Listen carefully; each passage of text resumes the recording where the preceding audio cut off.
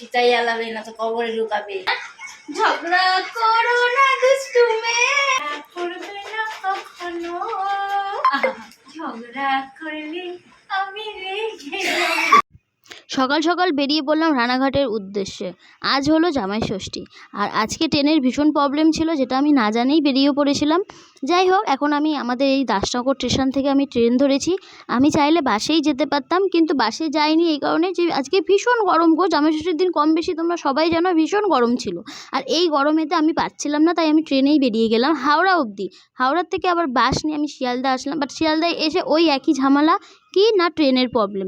এই ট্রেনের প্রবলেমের জন্য আমাকে 1 ঘন্টা ওয়েট করতে হয়েছিল। যাই হোক, 1 ঘন্টা ওয়েট করার পর আমি অবশেষে নামলাম রানাঘাটে। আর রানাঘাটে নেমেই দেখি সবুজ সাথী দি চলে এসেছে মানে আমরা এক ট্রেনে ছিলাম। কল্যাণী থেকে দিদি উঠেছিল ওই ট্রেনেই, পিছন দিকে, আর আমি ছিলাম সামনের দিকে। যাই হোক, তারপর দুজনে একসাথে নেমে আমরা এখানে একজন দাদার অপেক্ষাই করছিলাম, কারণ ওই দাদাটাও যাবে আমাদের সাথে। তো ওই দাদার অপেক্ষা করছিলাম, করতে করতে দুজনে মিলে একটু কথা বলে নিচ্ছিলাম যে বলো তুমি কীরকমভাবে আসলে, তোমার কতটা কষ্ট হয়েছে। তো ওই সব বলছিল আর হাসাহাসি করছিলাম, যে আমি বলছিলাম যে আমি তো না জেনে বেরিয়ে পড়েছি, আর আজকে এই এত গরমের মধ্যে। যাই হোক, তারপরে দিদিকে নাকি রানু মণ্ডল বলেছিল যে দিদির জন্য, মানে রানু মণ্ডলের জন্য বালতি নিয়ে যেতে। তাই জন্য দিদি আমাকে বলছে, বিনি এখানে কোথায় বালতি পাওয়া যায়, তো চলো আমাকে নিয়ে একটু, আমি তো খুব একটা চিনি না, তুমি তো এসেছো অনেকবার। আমি বললাম যে হ্যাঁ এসে তো তবে আমিও খুব একটা চিনি না, ঠিক আছে চলো বালতির দোকানে খুঁজে খুঁজে যাই।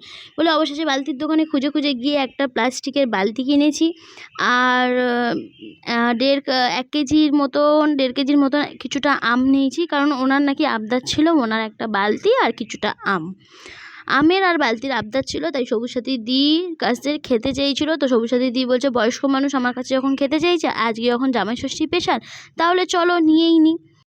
আর এই যে এখন চলে এসেছি এই রানু মণ্ডলের পাড়ার মুখটাতে। তো এখানে টোটো থেকে নেমে আমরা সব কটা দাঁড়িয়ে আছি, আর এই যে দাদাগুলো ওরা বলছে যে তাহলে কি আমি এখান থেকে মুটুকটা পরে নেবো। তো ববিতা দি জিজ্ঞাসা বলছে যে না না এখানে পড়ো না, ভিতরে গিয়ে পড়বে, কারণ তুমি মুটুক পরে আমার সাথে হাঁটলে আমার একটু প্রবলেম হতে পারে। তো আমি তখন বললাম যে প্রবলেম আবার কি, এখানে তো ও ভিডিও করতে এসছে, আমরাও ভিডিও করতে এসেছি, তো প্রবলেমের কোনো ব্যাপার নেই, পরে নিতে পারো তুমি। বলছে আমি তাহলে কি মালাটা পরে নিতে পারি। আমি বলছি মালা মুটুক তুমি দুটোই পরে নাও, কোনো অসুবিধা নেই। আর তুমি ববিতা দি তুমি তো এসেছো জামাইয়ের শাশুড়ি সেজে, তাই তোমার তো কোনো অসুবিধাই নেই, কারণ ভিডিও করছি, এখানে তো অন্য কিছু না, তাই কোনো অসুবিধা নেই পরিণত। তখন দাদাটা বলছে যে না না আমার সাথে ওর একটা ভিডিও টোল হয়েছে, যে আমি নাকি ওনার মানে হাজব্যান্ডের বিপরীতে যেটা হয় আর কি সেটা, তো সেই জন্যে টোল হয়েছে, তো সেই নিয়ে আর কি হাসাহাসি হচ্ছিল। আর আমি তখন বলছি হ্যাঁ হ্যাঁ আমি তো দেখলাম ভিডিওটা, তো এই নিয়ে বেশ কিছুটা কথা হলো। তারপরে অবশেষে আমি বললাম যে তুমি পড়ে নাও, কোনো অসুবিধা নেই। এই যে আমি দেখেছো কিরমভাবে হাসছি, একটা বাজেভাবে, আমার হাসিটা খুবই বাজে, যাই হোক হাসিটা আমার স্কিপ করে দিও। অবশেষে দেখো পড়ে নিয়েছে, আর ববিতা দি বলছে যে তুমি যখন পড়ে নিয়েছো আমি তো তোমার সাথে একটু আগে আগে হাঁটবো, তো ঠিক আছে চলো দেখে নাও মডেলিং বৌদির হাঁটা। বলে এই যে ববিতা দি এখন হাঁটবে, আর এই যে বলে দিয়েছে এই যে হাঁটা শুরু করেছে মডেলিং বৌদির। তো এবারে জামাইও আগিয়ে যাবে, আর রানু মণ্ডলের এই যে পাড়াটার মধ্যে ঢুকে পড়েছি, দেখতে পাচ্ছ পাড়াটা কম বেশি সবাই চেনো, মানে যারা যারা গেছো তারা সবাই চেনো। আর যদিও আমার হাতে ফোন ছিল, ব্যাগ ছিল, ছাতা ছিল, জলের বোতল ছিল, অনেক কিছু ছিল, তো আমি সেই জন্য ভিডিওটা খুব একটা ভালো মতো করতে পারিনি। যাই হোক তোমরা একটু মানিয়ে গুছিয়ে নিও। আর এই যে দেখো বাড়ির ভিতর ঢুকে পড়লাম, তো এখানে ঢুকেই দেখছি যে রানু মণ্ডল ঘুমাচ্ছিল তখন। যদিও আমরা অনেক ডাকাডাকি করেছি, ববিতা দি ডাকছে, তারপর আমি গিয়ে ডাকাডাকি করেছি, কোনো পাত্তা দিচ্ছিল না, সাড়াও দিচ্ছিল না। তারপরে আমরা ভাবলাম যে কিছু হয়ে গেছে নাকি, দেখলাম যে না কিছুই হয়নি, উনি ঘুমাচ্ছিল, তাই জন্য উনি বলছিল যে আমি গেট খুলবো না, আমি এখন ঘুম পাচ্ছে, আমি এখন ঘুমাবো। যদিও আমাদের মতন সাধারণ মানুষ উনি না, তাও যাই হোক কম বেশি ওনাকে অনেক বুঝিয়ে টুজিয়ে তারপরে আমি দাদাগুলোকে বললাম যে তোমরা এগিয়ে আসো, তাহলে তোমাদের দেখলে হয়তো খুলতে হবে, কারণ উনি মেয়েদের থেকে ছেলেদের একটু বেশি পছন্দ করে, যেটা সত্যি কথা।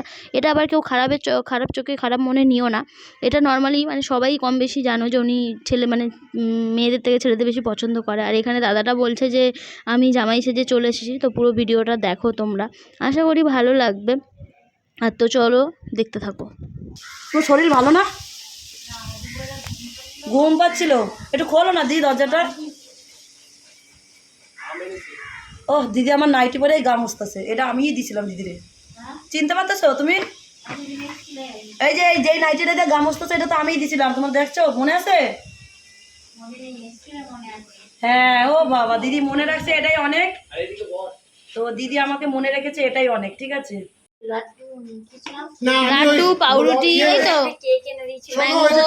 কালো মিষ্টি এনেছি, খাবা খাবা না না না একদম না, কালকে খেলেছি, দেখাও মিষ্টি ভালো, খুব টেস্ট। কাকে ফেলে দিয়েছো? জঘন্য মিষ্টি আচ্ছা না, আচ্ছা আমাদের একটা ভালো টেস্ট, ভালো কি টেস্ট। মিষ্টি তোমার খাওয়া যায় না জঘন্য করে দেবে বলছে মিষ্টি মিষ্টি ফেলতে দিদিকে দিদিকে দেখতে দেখতে পাচ্ছ? আজকে এনেছিল তাহলে কি খাবো বলো, কি খাবো? হ্যাঁ কি খাবো বলো? কি খাবার আনোনি কেন এনেছি, মিষ্টি এনেছি তো। তুমি, আমি তো জানি না তুমি কি ভালো খাও। দুপুরে খাই তুমি যদি ভালো যা খাবো সেটা তোমরা নিয়ে যাবো। খাওনি কিছু আমরা কিচ্ছু খাইনি। খাইনি কিচ্ছু। সেই আমরা সেই সে কত দূর তাহলে থেকে কি করো এসেছি। না ঘরে রান্না করা হবে তুমি খাবে? চিকেন নিয়ে আসো ও মা হ্যাঁ কে রান্না আমি করবো? তুমি করবে না, আমরা আমি করবো। রান্না করবো না, তাই? তুমি করবে বাহ, তাহলে তো খুব ভালো ব্যাপার, খুব ভালো ব্যাপার। দিদিকে কি চা করে দেবো? চা খাবে একটু? দুধ নেই তো এনেছো? দুধ এনে দেবো? দুধ আনবো। এবার একটু এনে দিবি শোনা। কি আলমারি, আরে বরের জায়গা দিয়েছে আগে। আলমারিটা খুব সুন্দর দিদির ঘরে। আর এই যে দেখতে পাচ্ছ দিদির ঘরে দিদির মেডেল। দিদিকে শাড়ি দিয়েছে না? শাড়িগুলো এগুলো হ্যাঁ যারা যারা দিয়েছে সব শাড়িগুলো এখানে পরে। আর এই গোলাপি শাড়িটা পরে শুটিং করে গান করেছে। সত্যি এই গোলাপি শাড়িটা পরে। রোমান্স আছে না, রুমাল আছে আমার কাছে। রুমালও দেবে আমাকে বলছে। হ্যাঁ বর এসে দেবে না। ও এখানেও একটা ঘর দিদি, এখানেও একটা ঘর। বলো আজকে কি নাচ হবে তো একটু? হ্যাঁ হ্যাঁ গান ফান চালাবো, একটু নাচ ফাচ হবে। হ্যাঁ ঝগড়া করো না দুষ্টু মেয়ে প্রেম আমি দিতে না দিতে কেমন? আর তুমি তো গানটা সুন্দর তুমি এই গানটা করো, তুমি এই গানটা করো, আমি তো একটা গান শুন, তুমি গানটা করো ওই গানটা। এই গানটা হ্যাঁ ঝগড়া করবে না কখনো আহা, ঝগড়া করলে আমি রেগে যাবো।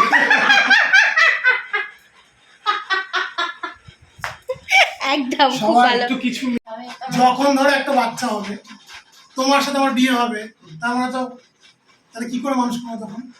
আচ্ছা তোমাদের তো বিয়েই হবে, আবার বাচ্চা হওয়ার কথা কোথা থেকে আসছে? তোমার বাচ্চা হবে না দিদি? না বিয়ে হবে না। বিয়ে পর্যন্তই কমপ্লিট, তারপর সংসার সংসার টংসার করবো না আমার সাথে। আমি জানি না তারপরে কি চিতাই জ্বালাবে তারপরে চিতাই যাবে। বিয়ের পরে চিতাই জ্বালাবে না না, একদমই না, একদমই না। এত ভালোবাসি তোমাকে। হ্যাঁ সেই তো ধর্মকর্ম। সেটাই তো দেখলাম তারপর করবে বিয়ে করে তোমার চিতাই জ্বালাবে হ্যাঁ নাকি হ্যাঁ কি হবে? চিতাই জ্বালাবে না তো কবরে ঢুকাবে মাটির তলায় না না আমরা তো বাঙালি, আমরা তো হিন্দু, আমরা চিতাই যাই। তো চিতাই যাবে দেবে তাহলে কি হবে চিতাই জ্বালাবে তাহলে যেমন তাহলে বিয়ের তো হবে যদি ওরকম মানে হয় তাহলে কোনোই দাম নেই কোনোই দাম নেই, তাহলে বিয়ে করে কি হবে? হ্যাঁ বিয়ে করে কোনো লাভ নেই, ঠিক আছে বিয়ে করো না। যাই হোক দিদি সবুজ সাথী দিয়ে এই যে দাঁড়িয়ে আছে। হ্যাঁ কি সুন্দর চাটা বানিয়েছিল বন্ধুরা, পরে চা দুধ কেটে গেছে বলে চাটাকে ফেলে দিল। কি পাগল মানুষ। তো আমি ভিডিও ছাড়ার পরে তো হয়তো তোমরা জামাইকে দিয়ে দেখো জামা পরিষ্কার করাচ্ছে, জামাইকে দিয়ে কাজ করাচ্ছে।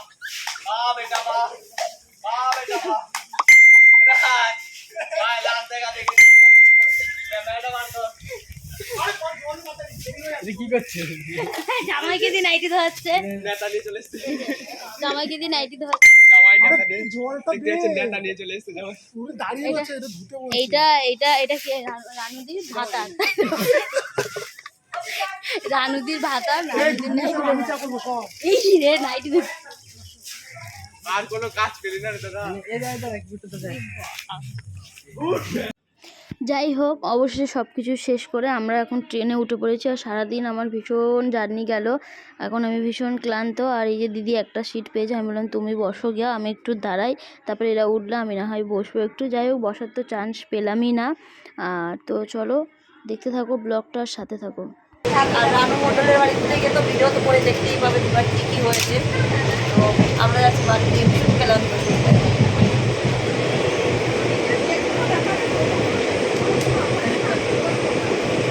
এখন আমি বসে আছি দিদির বাড়ি, আর দিদির বাড়ি বসে আছি সবুজ সাথে দিদির বাড়ি, মানে এই সবে আসলাম, এসে গা হাত ধুয়ে ফ্রেশ হয়ে এই সবে বসলাম। দিদি এখনো গা ধুচ্ছে। তো ওই যে যেখানে আমি সারাদিন জার্নি করেছি শুধু কিছু খাওয়া দাওয়া করিনি, তো আসতে না আসতেই আমি ফ্রেশ হয়ে নিতে দিদি আমাকে খাবার দিয়েছে আর আমি সবটাই খেয়ে নিয়েছি। তারপর মনে পড়লো যে ইস দিদি আমাকে এত আদর যত্ন করছে আর একটা ভিডিও ক্লিপ তুলবো না, তাই যাই হোক একটা ভিডিও ক্লিপ তুললাম। আর শুনে রানু মন্ডলের বাড়ি আমার সাথে, তো এত রাত্রে আমি বুনুকার বাড়িতে যেতে দেইনি, কেননা আমি যেহেতু একটা মেয়ে আর একটা মেয়ে কি করে এত রাত্রে বাড়িতে যায়, তো বুনুকে আমাদের বাড়িতে নিয়ে এসেছি। আর কমেন্টে তোমরা কি বলতে চাইছো অবশ্যই বলো, এটা ভালোই করেছি না, সবাই ভালোটাই বলবে যে দিদিভাই এটা ভালো করেছে, একটা মেয়ে হয়ে আর একটা মেয়েকে ছেড়ে দাওনি রাত্রেবেলা। তো সেই জন্য এ করলাম। আর এই যে দাদা একবার করে আসছে আর চলে যাচ্ছে। দাদা দাদা একবার করে আসছে আর চলে যাচ্ছে। দাদা একটু লজ্জা লজ্জা পায় মনে হচ্ছে, লজ্জা লজ্জা পাই, লজ্জা। আর ওই খাতাটা নিয়ে ডিলিট করে যাবি, যা মাল আছে সব একবার তুলে নিয়ে, আর ডিউ যা আছে সব হিসাব করে নিবি। তোর আসলে ওখানে কত টাকা জানি অ্যাডভান্স ছিল, আর তুই পাবি। তো এখন বাজে 11টা। আর এই সবে দিদিদের ওখানে মাঠটা থেকে আসলাম, সবুজ সাথে দিদি ঘরের একটা বড় মাঠ আছে, মাঠের সামনে দিয়ে বসেছিলাম, এই সবে আসলাম। আর এখন শোবো, তো এই যে বিছনা ছেড়ে বালিশ পেতে দিয়ে গেছে, এখানে খেলতে চলছে।